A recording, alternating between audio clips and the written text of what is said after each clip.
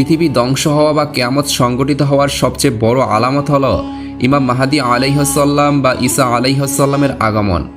ইমাম মাহদী আলাইহিসসালামের আগমনের পূর্বে ফোরাত নদীর তীরে স্বর্ণের পাহাড় ভেসে ওঠা কিয়ামতের অন্যতম একটি আলামত। সাম্প্রতিক সময়ে ফোরাত নদীর পানি শুকিয়ে যাচ্ছে বলে নানা সংবাদ প্রকাশিত হয়েছে।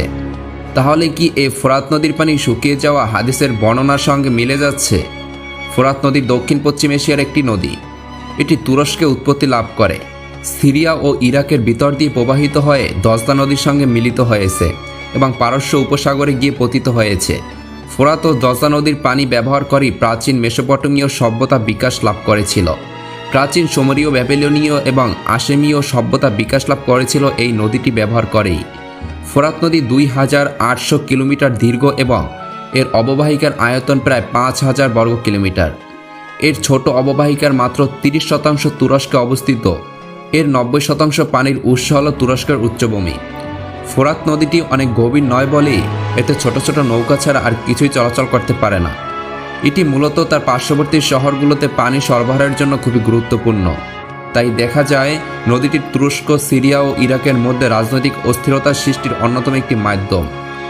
এই তিনটি দেশ জমিতে সেচ দেওয়া ও পানির অন্যান্য কাজের জন্য ফোরাতের উপরে নির্ভরশীল।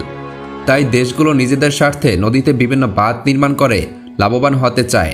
সিরিয়া, তুরস্ক ও ইরাক সরকার এখন পর্যন্ত 12টি বাঁধ নির্মাণ করায় 1999 সালের পরে ফোরাত নদীর পানি আশঙ্কাজনক হারে কমতে শুরু করে।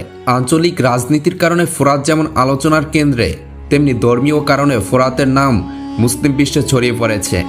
ফোরাত নিয়ে রাসূল করিম সাল্লাল্লাহু আলাইহি ওয়াসাল্লামের খুবই গুরুত্বপূর্ণ ভবিষ্যৎবাণী রয়েছে।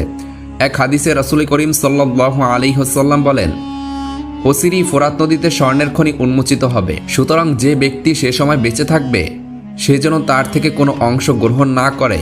মুসলিম শরীফের অন্য এক বর্ণনায় আছে, রাসূল করিম সাল্লাল্লাহু আলাইহি ওয়াসাল্লাম বলেন, কিয়ামত সংগঠিত হবে না যতক্ষণ না ফোরাত নদীতে একটি স্বর্ণের পাহাড় প্রকাশ পাবে। মানুষ তা নিয়ে যুদ্ধে জড়াবে এবং প্রত্যেক দলের শতকরা 99 জনই মারা যাবে। তাদের প্রত্যেকের কামনা থাকবে, হায় বেঁচে যাওয়া মানুষটি যদি আমি হতাম। জলবায়ু পরিবর্তন আর মানুষের সৃষ্টি করা দূষণের কারণে ধীরে ধীরে শুকিয়ে আসছে ফোরাত নদী। সাম্প্রতিক বছরগুলোতে এই নদীর পানির স্তর উদ্বেগজনকভাবে হ্রাস পেয়েছে বলে জানিয়ে প্রকাশিত হয়েছে একাধিক প্রতিবেদন। এসব প্রতিবেদন বলা হচ্ছে শুকিয়ে যাওয়া ফোরাত নদী সিরিয়া এবং ইরাকের কৃষিক্ষেত্রে প্রভাবিত করছে। এর জন্য বৃষ্টিপাত কমে যাওয়া, বাঁধ নির্মাণ এবং দুর্বল ব্যবস্থাপনাকে দায়ী করেছেন বিশেষজ্ঞরা। রাসূল করিম সাল্লাল্লাহু আলাইহি ওয়াসাল্লামের ভবিষ্যৎবাণী সত্য হতে শুরু করেছে। ফোরাত নদীর কিছু বছর আগের ছবি আর বর্তমানের ছবিগুলো পাশাপাশি রাখলেই বোঝা যাবে কতটা দ্রুত শুকিয়ে যাচ্ছে। ফোরাত নদী নিয়ে রাসূল করিম সাল্লাল্লাহু আলাইহি ওয়াসাল্লামের দ্বিতীয় আরেকটি হাদিসে বর্ণিত হয়েছে, ফোরাত নদী শুকিয়ে গেলে বেরিয়ে আসবে এক স্বর্ণের পাহাড়, আর এই স্বর্ণের জন্য মানুষের মাঝে শুরু হবে যুদ্ধ এবং সে যুদ্ধের ভয়াবহতা এতটাই হবে যে অংশগ্রহণকারীদের মাঝে মাত্র 1% মানুষ প্রাণে বাঁচবেন। এখন প্রশ্ন হচ্ছে, আসলে কবে প্রকাশিত হবে এই স্বর্ণের পাহাড়? বিশ্লেষকরা জানিয়েছেন, ফোরাত নদী শুকিয়ে যাওয়ায় এর তলদেশ থেকে উন্মোচন হয়েছে এক সুড়ঙ্গ, যে সুড়ঙ্গে আছে নিখোঁজ সিঁড়ি ও অবকাঠামো। গবেষকের ধারণা, ফোরাত নদীর আশেপাশে বা এর তলদেশে একটি বিরাট স্বর্ণের খনি রয়েছে। কেউ বলেছেন এটি একটি প্রাকৃতিক খনি, যা প্রাকৃতিকভাবে স্বর্ণ জমা হয়েছে। আবার কারো কারো মতে এটি প্রাচীন কোনো সভ্যতায় রেখে যাওয়া গুপ্তধন। তবে কি এই সুড়ঙ্গের পথ ধরেই উন্মোচিত হবে এই স্বর্ণের পাহাড়? হাদিসের ভাষ্য অনুযায়ী পাওয়া যায়, কিরকিশিয়া নামক স্থানে যখন স্বর্ণের পাহাড়টি ভেসে উঠবে তখন সিরিয়ার প্রথম সুফিয়ানি ক্ষমতায় থাকবে।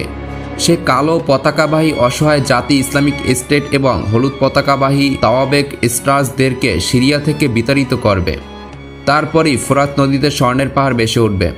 তখন তুরস্ক ও আমেরিকান জোট এটি দখল করতে এগিয়ে আসবে। তখন প্রথম সুফিয়ানি তাদের বিরুদ্ধে যুদ্ধে অবতীর্ণ হবে এবং এই যুদ্ধে 1 লক্ষ বা 1,60,000 লোক নিহত হবে, কিন্তু কেউই এটি দখল করতে পারবে না।